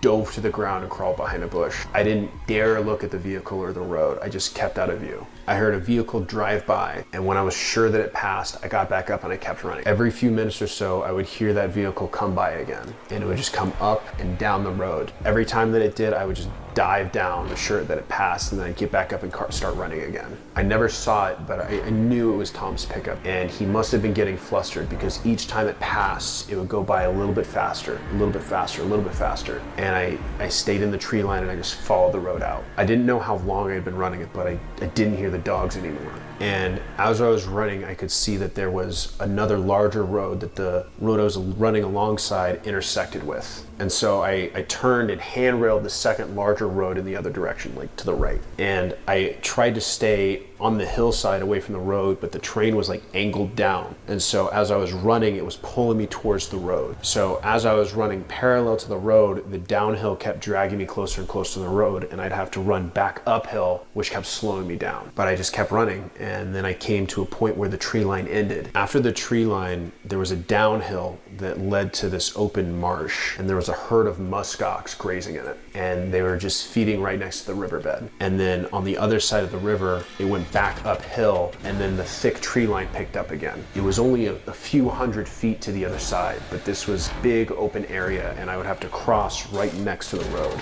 And I needed to rest. Joints and muscles were screaming. My feet were torn to shreds. I was drenched in sweat, and my face was still swollen. And I was thirsty again. And I found myself being tempted to drink the murky marsh water that was in the basin. And I looked down at the muskox and took a moment to see if there was a way I could crawl across without being seen from the road. And I saw this outcropping of rocks. I started to make a plan. And as I was making this plan, then I heard something behind me. And turned and I looked, and there's a hound staring right at me 20 feet away. We locked eyes and my heart sank. The hound looked to the sky and just let out the deepest, loudest howl I've ever heard in my life. And I just started running into the open area. I could feel the adrenaline, I could taste the adrenaline. And it just pushed the exhaustion and pain to the back of my mind. The dog had no problem keeping up with me, and I looked back and saw that the two other dogs had joined in the chase. And they weren't aggressive. It was as if they were playing. This was like a game for them. And so the fastest way to the other side was to run through this herd of muskox. There weren't any plans or maneuvers I could pull. All I could do was run. I ran downhill and then just started churning through this muck and marsh. And this was like the one time that not having shoes actually made me faster. If I had shoes on, they would have gotten stuck in the mud. And as I made my way down into the river, I saw that the river wasn't very deep. I just looked for the easiest crossing that I could find. And the muskox saw me and three dogs running at them. And so they started getting defensive. And sure enough, just like Michael said, they made circles with the young in the middle and the horns facing out. And there was several groups of them, and I just tried to run between them as fast as I could to get across the water, but there wasn't much space. And I remember thinking that it felt like I had to choose between getting shot or getting gored by a muskox. And I didn't want to end up as some sicko's hunting trophy, so I just kept going forward. And once I got close to the muskox, one started charging at me. I was sure I was dead. As large as those things are, they are shockingly fast when they decide to move. And I was sure that the muskox was coming straight for me, but at the last second, it went for the hound that was at my heels. I heard a sick crunch and a yelp, and I remember that Michael said dogs put muskox into a frenzy, and I hadn't meant to, but I had led the dogs straight into the herd of muskox. and I felt this pang of guilt, and I almost stopped to see if I could help, but instead I crossed the river, sprinted up the other side to the next tree line, and I made it to the trees, and I looked back just out of breath, and it was a sad sight. All 3 dogs were being mauled. I felt horrible for them. I mean, they were innocent after all. And then there was a loud crack that impacted in the tree next to me, and I heard the percussion of a gunshot following, and I just dropped to the ground and crawled as deep and as fast as I could in tree line as bullets just flew past me. They were hissing and buzzing overhead. I never saw them. I just crawled deeper into the trees until they were thick enough where I could get on my feet and run. They were close, right on my trail, and they knew where I was. But the client had missed his shot. The dogs were gone. And so I realized that they couldn't track me anymore and I could hide. And so I figured the human mind has a tendency to run downhill. I mean, after all, it's just easier. And I was on the side of a steep incline, and there was only a few hundred feet between me and the hunters. I was deep enough in the trees that they couldn't see me, so I just turned and I started running straight uphill. I was just hoping that that was the direction that they would least likely look. And I did my best to run uphill as fast as I could, trying not to break any branches or leave any tracks. But then I ran uphill and I collapsed behind this fallen log from exhaustion, and I knew that running was loud and noisy. So I had to shift my pattern to being slow and quiet, and I controlled my breathing and just did my best to reduce any noise. And I looked around, and then I covered myself with some dead pine branches, and I just laid there, didn't move. And I laid there, and there were spiders. I was getting obliterated by mosquitoes, but I just didn't move. And I started to feel the cold set in, but I just waited and I waited and I waited. And then I started to doze off. Right before I fell asleep, I could hear footsteps, and I stayed still. I was hardly breathing. I could hear their faint footsteps, and then I started to hear whispers, and I knew they were so close, but I stayed still. I didn't move. But I kept waiting, and I heard the footsteps fade. And as they faded, suddenly there was a gunshot. And I fought the urge, the instinctual urge to get up and start running. I jumped, but I stayed still because I knew they were using probing fire to try to get me to react. And then I heard another gunshot, not quite as loud as the first, so it was getting farther. And I kept waiting. And as time went on, I would hear a gunshot come every so often. But every time it came, it was a little bit farther each time. And eventually, the gunshots stopped altogether. I waited, and I waited, and what seemed like after waiting an eternity, I started to crawl back towards the valley that I came from. And slowly, slower than I had ever moved, I crawled the entire time back the direction I came. There wasn't a square inch of skin that wasn't destroyed by mosquitoes. I was miserable, but I was alive. And I made it to the edge of the tree line, and I got to a point where I could look from behind a bush and cover and see back down into the valley where I'd come. The muskox were gone at this point, but I could make out a person, and from where I was, I could see that it was Max. And he was just sitting there, and he was sitting with the dogs' bodies. And I wondered how long he had been there. And as much as I hated him for doing this to me, I felt sad. They were good dogs. And I sat there for a long time, and I just watched him. And neither of us moved for a long time. But eventually he picked up the dogs and brought them back to his pickup truck along the road. And when he did this, I noticed that underneath the road, there was a drainage tunnel for the water, and I realized that I could cross underneath that road through the tunnel. So there's no way I was putting a single foot on that road, but I'd be willing to cross underneath it. Max drove off after loading the last dog, and it was silent. I started getting cold when I had stopped running, but that was hours ago. At this point, I was freezing and literally shaking from the cold. It might have been a warm, sunny day by Alaska standards, but it was still like 60, 70 degrees at most. And I was so thirsty again. And there was water in the open space, dirty water, but I wasn't going anywhere until the sunset. And I was just shaking from the cold, and I would move as slowly as I could to just scratch the countless mosquito bites I had all over. And I was unable to keep my tongue off my shattered teeth, and I just sat there.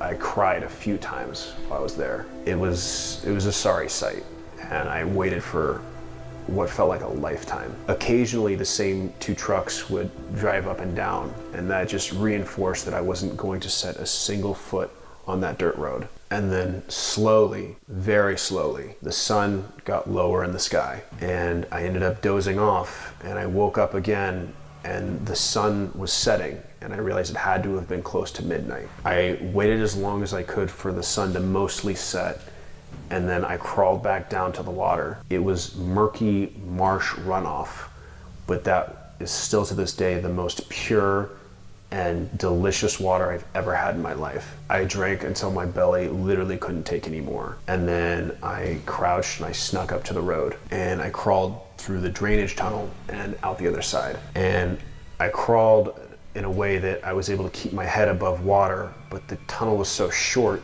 that it forced me to get soaking wet. And this water is all snow melt, so it was just absolutely freezing. But I made it to the other side of the road, and the moonlight was bright enough so that I could see. The river that I had crawled through joined another river that was larger that ran alongside the road. So I followed it downstream between the road and the river. I knew I had maybe 4 hours of darkness, so I tried to move as fast as I could, and I knew that if I kept moving, it would be the only way to keep hypothermia away. But I just physically couldn't run anymore, and so I walked alongside this river for hours, and the whole time I was just mentally preparing myself to dive into the icy water if a vehicle came by. And mercifully, no vehicle ever came by.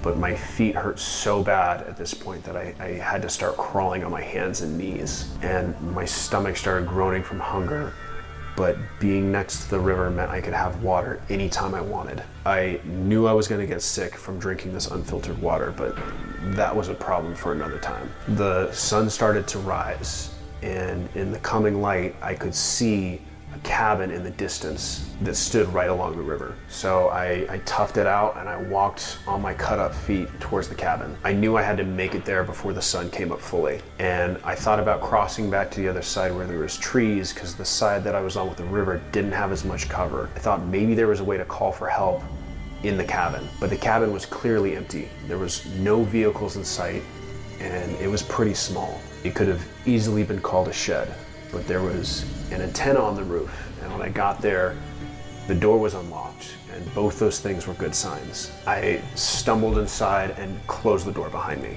and at this point the sun was up and light was coming in through the window, and I could see that there was a small bed, a pantry, and a desk, and it looked like people had been there recently, and it must have been somebody's subsistence cabin. And the desk had a VHF mounted radio.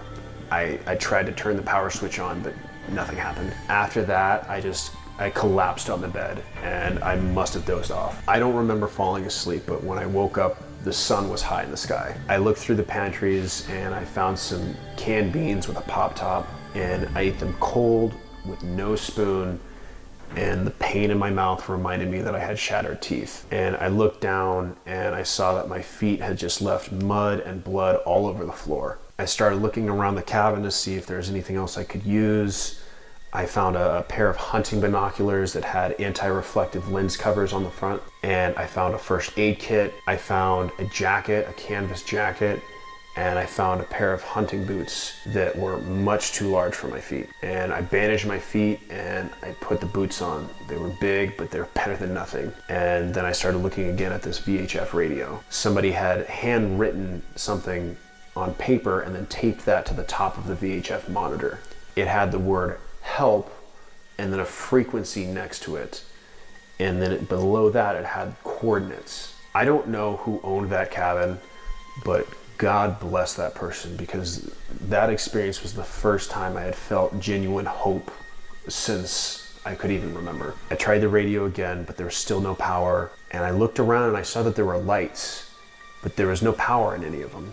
And so I looked out the window and I saw that there was a small generator outside. So I crept out, constantly looking at the road because I didn't want to get seen. I found half a tank of fuel in the generator and nearly teared up with joy that it had some gasoline in it. And then I went to start the generator and I had to stop myself because I looked around and the only thing in this valley as far as I could see was this cabin. And I remembered that there was a radio that Max showed me in his pickup truck. And if I used this radio and they heard my call, I would be dead before any help could arrive.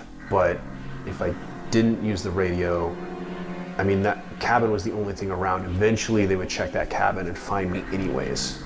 And so I looked back at the river and I made the decision that I would hide on the other side of the river while I waited, just in case. So I grabbed the rest of the canned food, I grabbed the jacket and the binoculars, and I crossed the river. And the water came up to my thighs, but I made sure to keep as much of the gear as dry as possible, especially the boots, which I took off before crossing and held up.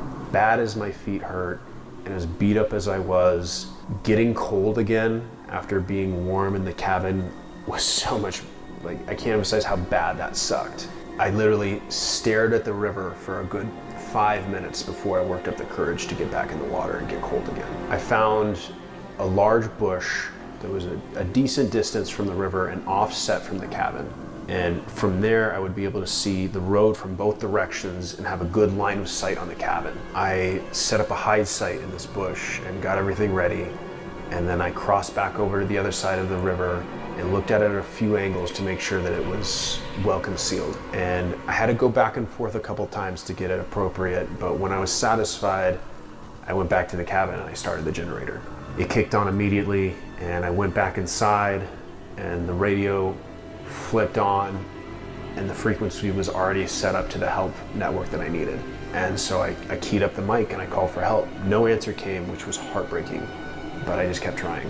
And I was gonna give up, but then I heard a woman's voice come on. She said she was responding from one of the village clinics. I had no idea how far that was, but the range on that type of radio couldn't have been more than 20 miles away. I told her that I had been kidnapped and 4 men were trying to kill me, but I had escaped. I gave her my name and the coordinates that were written on the radio. And she said, sit tight, and she would send people my way. And I gave her the hunters' names, just in case that was the last thing that I could do. And the conversation was getting long, so I thanked her and I ended the transmission. She tried to get me to stay on, but I turned off the radio, and then I went outside and I killed the generator. And immediately after that, I crossed the river, got into my hide spot, and I waited. I waited there for a couple of hours, and then I saw 2 trucks coming up the road. I almost jumped up with joy and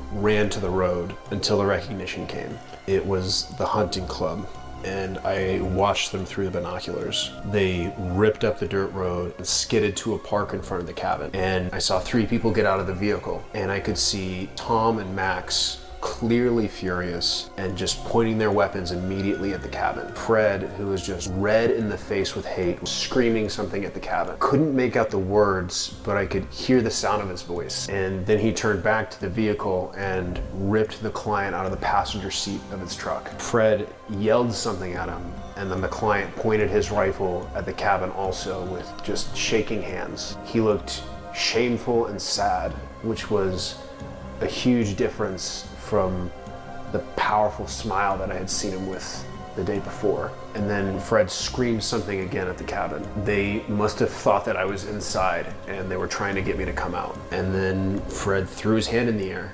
and Tom and Max just started firing rounds into the cabin. And I tried not to jump or run with the sounds of the gunfire. And they moved in and kicked down the door and went inside. And then not long after that, I saw Tom and Max come out, and they started scanning the distance. They had realized that I wasn't there. And Fred hollered at Tom and Max, and they started to spread out looking for my trail. And Fred grabbed the client by the collar, and the 2 of them also started searching. They knew that I had to be close, and I wanted to run again, but I knew that hiding was still my best chance. I just had to wait it out until help arrived. And so Max started looking along the road in one direction, and Fred kept dragging the client down the road the other direction. But Tom was studying the ground around the cabin, and he started tracing back and forth between the cabin and the river. And I could see the moment of recognition in his body language, and he looked up and started scanning on my side of the river. He looked over my hiding spot, and I held my breath. I didn't breathe, and he overlooked me and kept searching. But then he crossed the river, and I don't know what he found. Maybe he found some beaten down grass, but whatever he found, he started following in my direction. And he looked up and stared at the bush that I was in. I was screwed. And I started trying to work up a plan in my head. Maybe I could wait until he was close enough and then charge him and try to take his gun away from him. But Tom was a trained police officer and an experienced hunter. There was nothing I could do. I was dead. And then he started getting closer and closer, 70 meters away.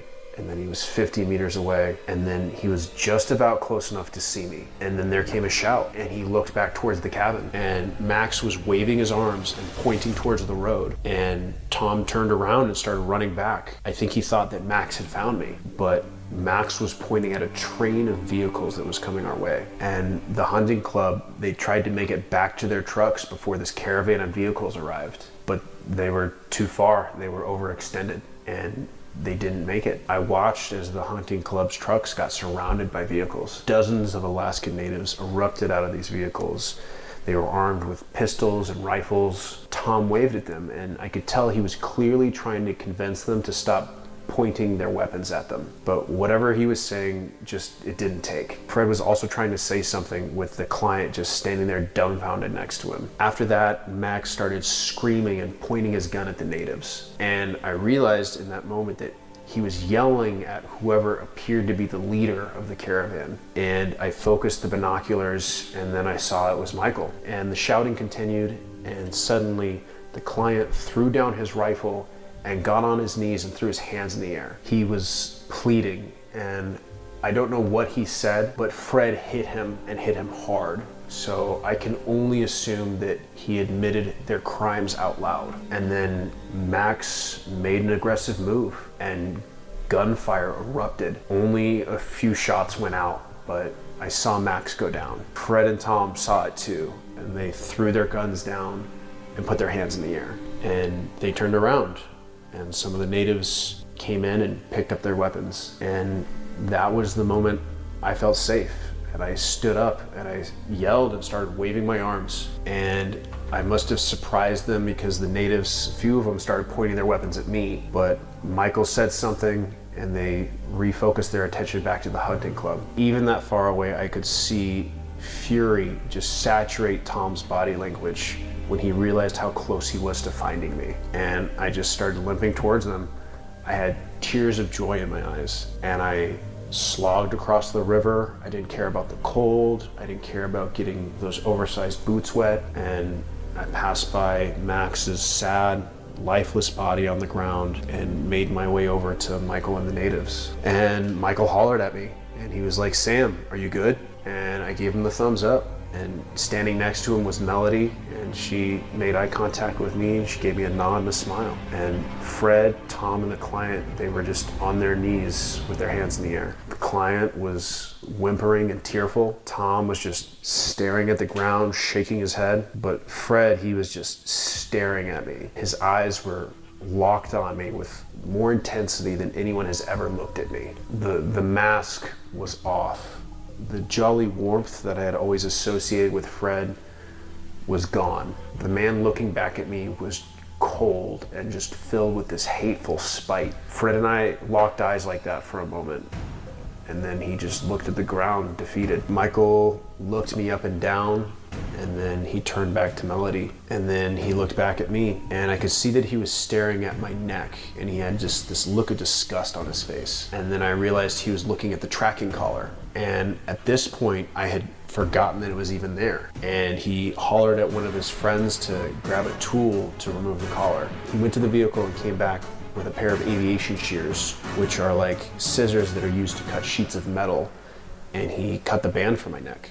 It wasn't until the collar came off my neck that I realized how oppressive it had been. I had gotten used to it, but once it was gone, I realized I could finally breathe freely again. And then Michael turned his attention back to what remained of the hunting club, and it was quiet.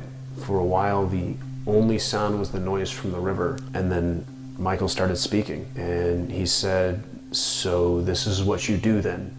you hunt people, your own people. And at first I thought he was talking to Fred. Then I saw that he was actually talking to Tom. Tom was still looking at the ground, and Michael commanded Tom to look at him. And Tom looked at him. And Tom had the same hate in his eyes that Fred had when he was looking at me. And they had this conversation without any words being spoken. That's when I saw it.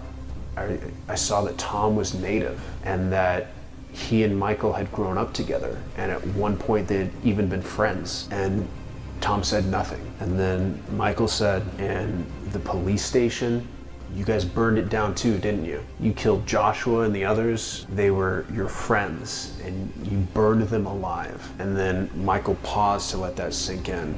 And then he said, "What are you even doing out here? You should be with the other officers. They're operating out of a basement somewhere and supporting Steve's family. And Steve is still in Seattle, and he may never wake up." I thought back to the police officer that Natalie had told me about that was transported to the burn unit in Seattle, and this must be the same person. And then I remembered Ricky, and I said, "You killed Ricky too, didn't you? You killed him because he was gonna run." And then Tom looked at me, but he still said nothing.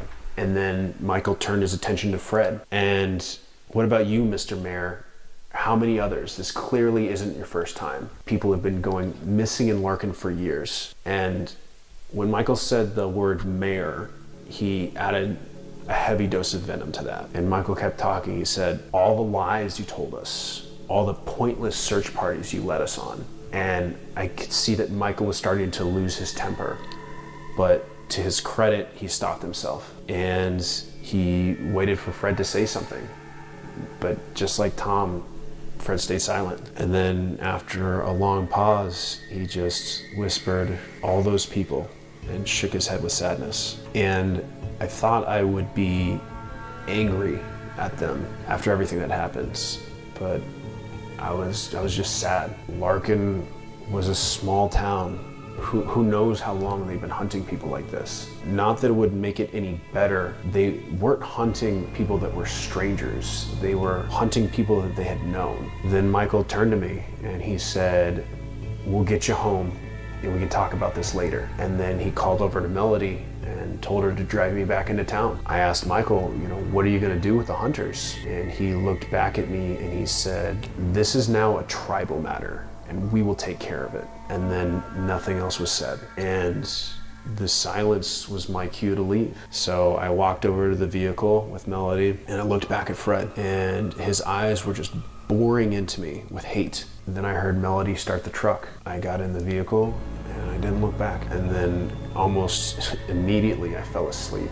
Melody woke me up when we made it back to the house. When I woke up, I was a little groggy, and I started looking at the burns on her chest and on her arms, and I thanked her for everything. And she told me to consider us even. And then I went to leave, and before I went, she grabbed me by the sleeve and she said, "Hey Sam, if anybody asks you, you got lost in the woods. You don't talk about what happened to the police. This is a tribal affair, and my people will take care of it." I told her I understood, and then I went inside. Natalie was horrified to see the condition that I was in. I didn't know how to tell her what happened. I mean, I wanted to tell her the truth, but for some reason I just couldn't. So I made up this story about how while I was running, I fell into a ravine and got lost in the woods. She cleaned up my wounds and bandaged me up properly, covered all my mosquito bites in calamine lotion. When she asked about my teeth, I said I hit my face on a rock. She looked at the big boots on my feet and asked how I lost my shoes, and I just shrugged. And I could see her looking at the circular marks around my neck where the collar had been, and she knew I was lying. And that drove a wedge between us that was deeper than any long distance relationship or busy job ever could. And she kept taking care of me, but we never recovered. She even gave me medicine for the parasites that I had ingested from the stream water. I mean, I couldn't go more than 10 feet from the bathroom, and she was still taking care of me. But it was over between us. Even though it didn't work out between me and Natalie, and despite everything that happened to me, words cannot emphasize how grateful I am. If even one thing had been different, I probably wouldn't be here today. Literally, the only thing that has kept me alive is divine intervention. There have just been too many lucky situations. I should be dead 12 times over. But God is the only thing that has kept me alive. I mean, the natives saving me, the cabin with the working radio, the muskox, the client missing a shot, even the binoculars. If the binoculars didn't have those anti-reflective covers on the front, Tom might have seen me hiding in the bush. And what's more, to my absolute horror, I found out later from Janet that while I was crawling around in the moonlight by that stream, Tom had come back to Larkin and was looking for Natalie. But at the time, she was working a busy night shift at the hospital. If she had been on day shift, she would have been all alone, and Tom would have found her like that at night at the house. And who knows what would have happened. I mean, the word gratitude doesn't even scratch the surface. And then a few days after that, Michael asked me to tell my story to the tribal leaders. And it was a completely different experience than the police interrogation after the incident with Joshua and Melody at the cabin. There was no paperwork, there was no sense of intimidation. They asked me to clarify certain aspects of the story, but they never wrote anything down. And then they thanked me for my time, and that was it. Michael gave me my phone and keys that Fred had taken, and I didn't ask him how he had gotten them. And Michael asked me again not to say anything to any authorities, and he sent me on my way. By the time I healed up and finished taking the medicine for the parasites, Natalie's contract was up. It was time for us to leave Larkin. And I remember as I was packing, I came across some gold nuggets, the ones that I had gotten with Fred while gold mining. I couldn't even stand to look at them, and I just threw them in the trash. And I said my goodbyes to Michael and Janet and Melody, and we still talk sometimes, but I have no intention of ever going back to Larkin. And I left.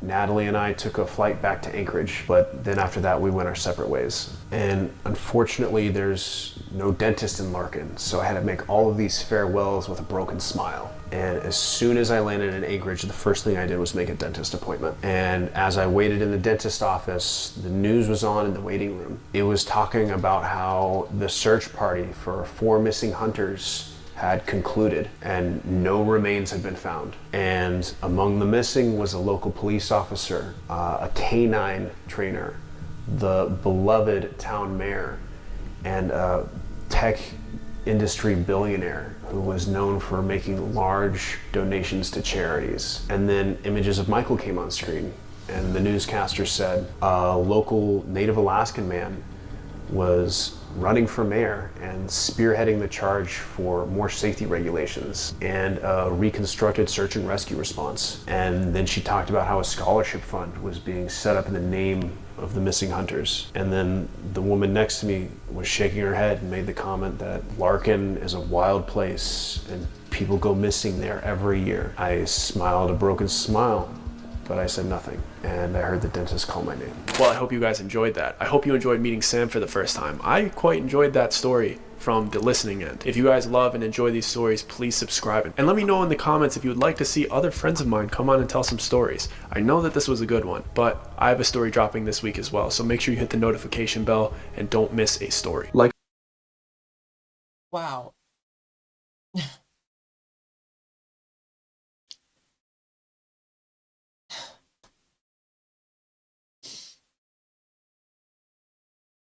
I've heard that story before, but I'd only heard it once, and it had been a few years back. And as he told it, I mean, it started to come back to me. And so, I mean, yeah, I knew what was coming, but just hearing it again, it's like it impacted me the first time I heard it, but the second time I heard it, it just, after having gone through, trials and tribulations of my own over the course of these past few years,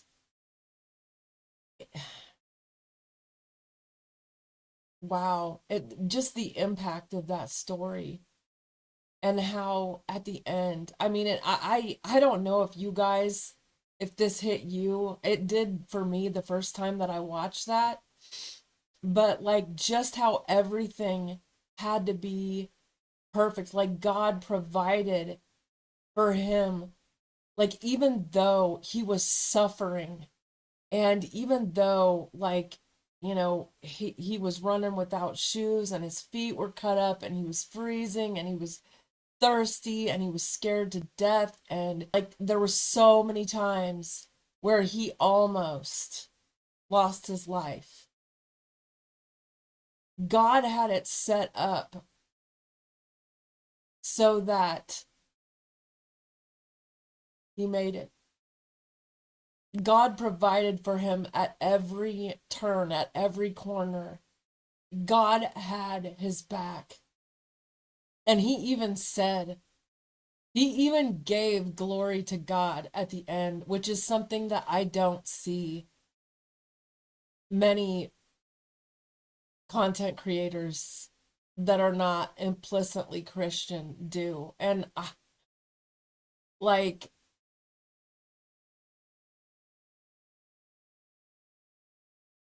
so that's why I showed you guys that. That's why I wanted you guys to see that. Like, we might be going through the hardest time that the world has ever seen, corporately and also individually, like in our own lives. We might be going through our own Larkin experience. But at every turn, God has had our back. He has provided for us. He has made sure that we have made it this far. And that story just highlights that so much. And the other thing that blows my mind is literally yesterday, I had asked God, like, I mean, because I listen to different things on YouTube, and that's something that's always stood out to me, is that amongst the people that go missing, there is an unusually high number of Native women who go missing. And I asked the Lord literally yesterday about that. And then for him to lay this on my heart tonight, when I was going to show you guys the Dougie Corrado video about him going to the party that I told you about in the intro. But then God laid this on my heart. And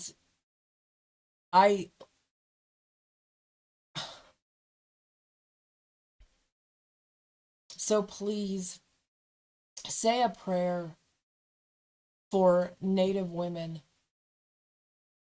and say a prayer that